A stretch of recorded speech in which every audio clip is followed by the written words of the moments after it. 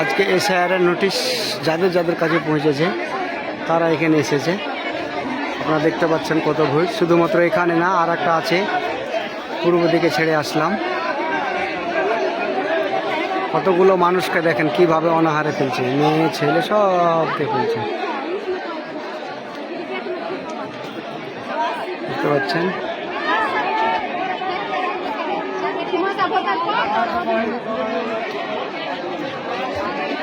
আপনাদের বাড়ি কোথায়? আমার বাড়ি চাঁদমণি। বলছি যে আপনাকে কি জন্য ডাকা হয়েছে এখানে? আমাদের এসআইআর এর নাম গড়বড়ের কারণে আমাদের ডেকেছে, নোটিশ দিয়েছে, নোটিশের টাইম অনুযায়ী এসেছি। তো আপনার বুথ নাম্বার কত? আমার বুথ হলো 192। আপনার বুথে আপাতত আজকে তো হচ্ছে আপনার 13 তারিখ, 13 তারিখে কতটি আছে নাম? আমাদের বুথ থেকে পার্ট থেকে 213 জন আছে আজকে। 213 জন। এসআইআর সম্বন্ধে আপনি আপনার অভিজ্ঞতা? এসআইআর তো না, শুধু নির্বাচন কমিশনে ফেলে দিয়েছে।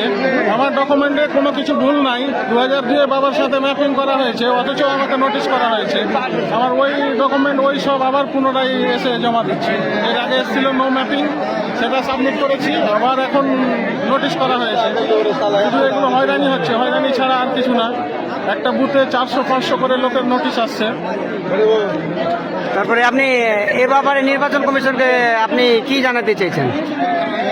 আমি চাইছি যে নির্বাচন কমিশনার স্বচ্ছভাবে কাজগুলো করুক, যেন সাধারণ মানুষকে এভাবে হয়রানি না করে। অনেক লোক, অনেক বাচ্চা, অনেক বৃদ্ধ, অনেক প্রেগনেন্ট আছে, তাদেরকে নিয়ে এসে আসতে হচ্ছে। এটা খুব হয়রানির শিকার হচ্ছি আমরা। আপনার নাম? আমার নাম ইকবাল হোসেন। বাড়ি?